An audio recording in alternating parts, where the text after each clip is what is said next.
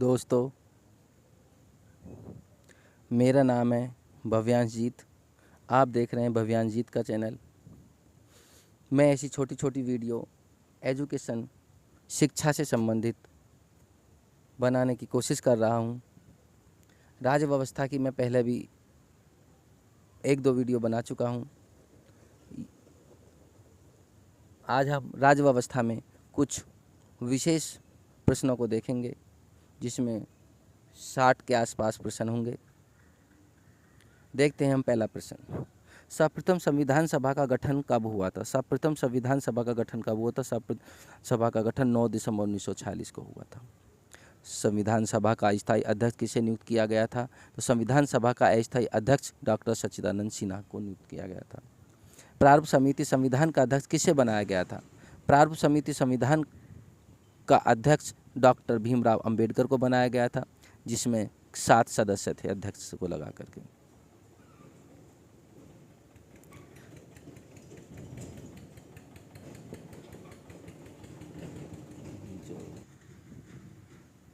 भारतीय संविधान को कब अंगीकार किया गया था? तो भारतीय संविधान को 26 नवंबर 1949 को अंगीकार किया गया था। भारत का संविधान भारत को किस रूप में वर्णित करता है? भारत का संविधान भारत को राज्यों के संघ के रूप में वर्णित करता है। राज्यों के संघ से तात्पर्य है कि भारत एक राज्यों का संघ है। कोई भी राज्य भारत से अलग होने की कोशिश नहीं कर सकता। भारतीय संविधान के अनुसार राजनीतिक शक्ति का आधार क्या है? भारतीय संविधान के अनुसार राजनीतिक शक्ति का आधार भारत की जनता है। यानी कि भारत की जनता जब चाहे किसी भी सरकार को चुनाव के दौरान उतार सकती है और उसी सरकार को पुनः मौका दे सकती है। भारत का संविधान भारत के लिए किस प्रकार की सरकार की व्यवस्था करता है? तो भारत का संविधान भारत के लिए संसदीय सरकार की व्यवस्था करता है। भारतीय गणराज्य का संवैधानिक अध्यक्ष कौन होता है? भारतीय गणराज्य का संवैधानिक अध्यक्ष राष्ट्रपति होता है। राष्ट्रपति का हमारे यहाँ चुनाव किया जाता है, इसलिए भारत एक गणतंत्र है। जहाँ पर चुनाव नहीं होता वहाँ पर वंशानुगत होता है, वहाँ पर राजतंत्र होता है। तो इसलिए भारत में गणतंत्र होता है, राष्ट्रपति का चुनाव किया जाता है।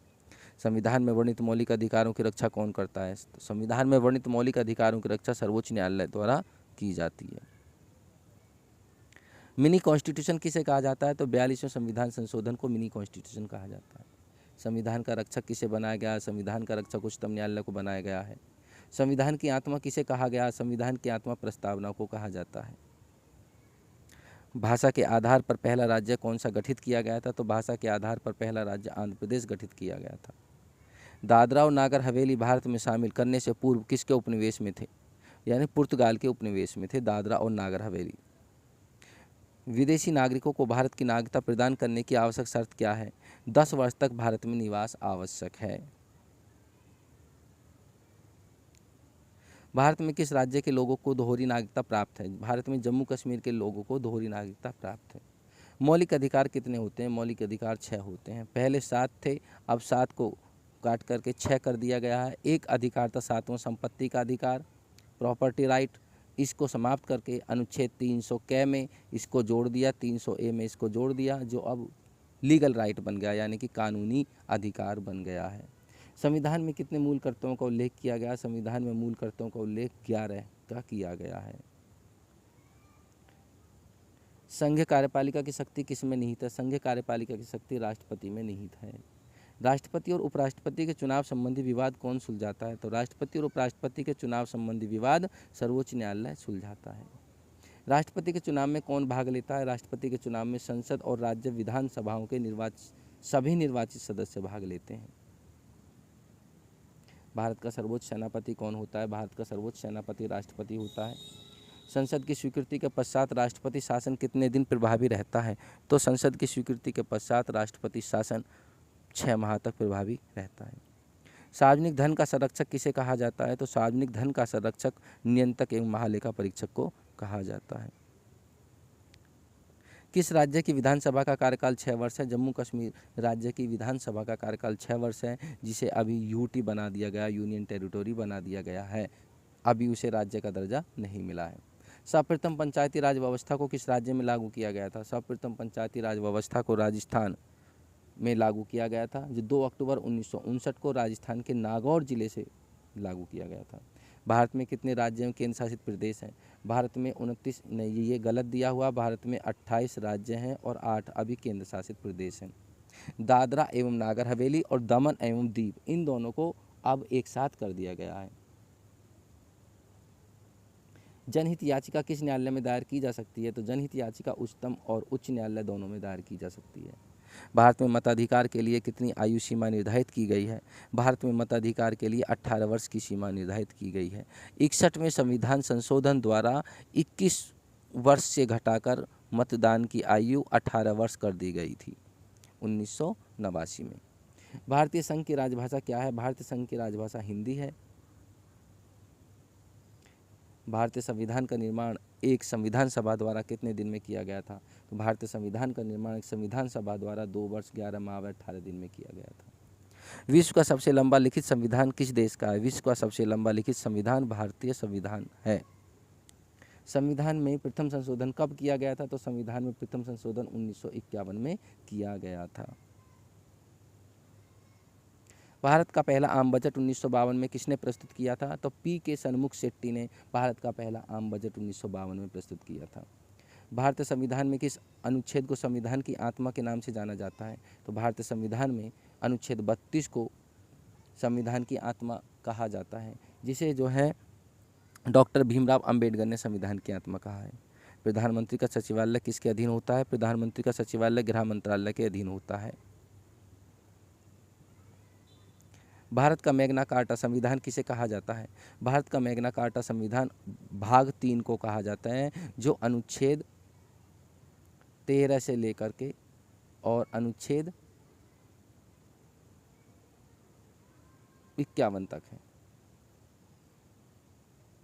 सॉरी 51 नहीं, 36 तक होता है, 36 तक, 51 से। भाग 3 जो है अनुच्छेद 13 से 36 होता है, 12 से 36 होता है, 12 से 36, सॉरी माफ़ करना दोस्तों। ये मेरा पहला प्रयास है इस तरह की वीडियो बनाने का, तो कई बार वीडियो बनाते समय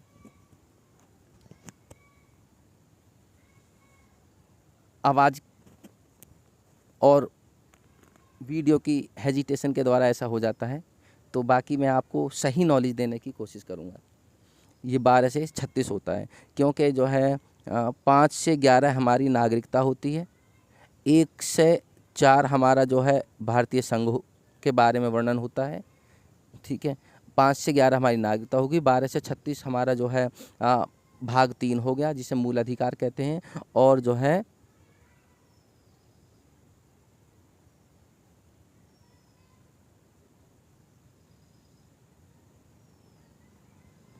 जब भारत स्वतंत्र हुआ उस समय ब्रिटेन के प्रधानमंत्री कौन थे और किस पार्टी की सरकार थी?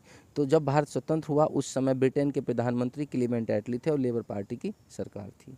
संसद के 3 सत्र कौन कौन से होते हैं? संसद के 3 सत्र होते हैं, बजट सत्र, मानसून सत्र और शीतकालीन सत्र। दोस्तों, संविधान में बजट सत्र का कोई भी विवरण नहीं दिया गया है। उसमें 2 सत्र दिए गए हैं, मानसून सत्र और शीतकालीन सत्र। बजट सत्र तो एक प्रक्रिया के द्वारा बनाया गया है। 2 बार राष्ट्रपति निर्वाचित होने वाले भारत के प्रथम राष्ट्रपति कौन है? तो डॉक्टर राजेंद्र प्रसाद 2 बार निर्वाचित हुए थे, एक बार संविधान सभा द्वारा और दूसरी बार जो है एक प्रक्रिया द्वारा। भारतीय संविधान किस दिन लागू हुआ था? भारतीय संविधान 26 जनवरी 1950 को लागू हुआ था। राष्ट्रपति का अभिभाषण कौन तैयार करता है? तो राष्ट्रपति का अभिभाषण केंद्रीय मंत्रिमंडल तैयार करता है।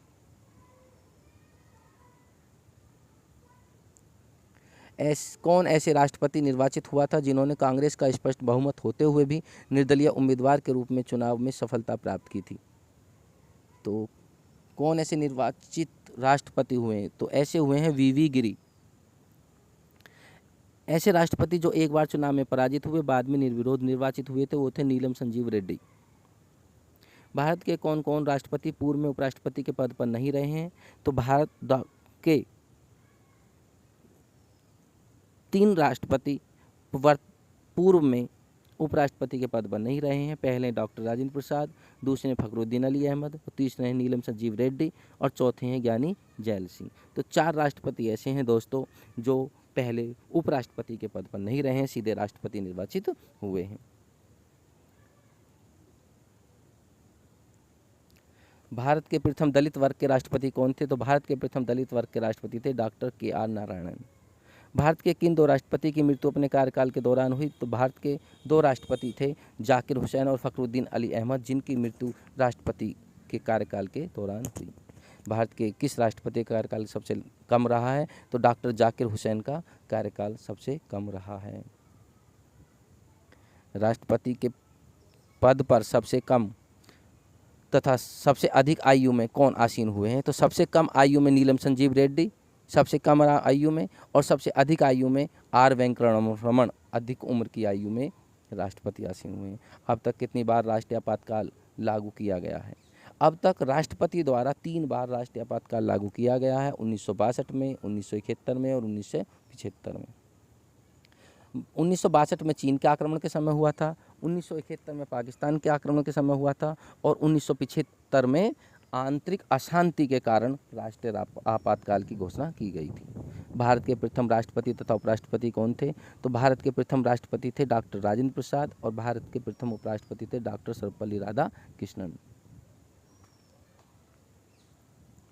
किस देश के राष्ट्रपति केवल 1 वर्ष के लिए चुना जाता है? तो एक देश है स्विट्जरलैंड, जहां का राष्ट्रपति केवल 1 वर्ष के लिए चुने जाते हैं।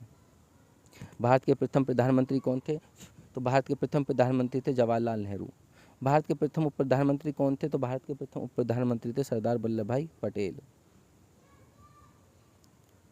योजना आयोग का पदेन अध्यक्ष कौन होता है? तो योजना आयोग का पदेन अध्यक्ष प्रधानमंत्री होता है। जिस योजना आयोग को आज समाप्त कर दिया गया और इसके स्थान पर क्या आ गया? नीति आयोग। नीति आयोग आ गया। नीति आयोग आ गया है। भारत के प्रथम गैर कांग्रेसी प्रधानमंत्री कौन बने? तो भारत के प्रथम गैर कांग्रेसी प्रधानमंत्री हैं मोरारजी देसाई। किस प्रधानमंत्री की मृत्यु उनके कार्यकाल के दौरान हुई थी?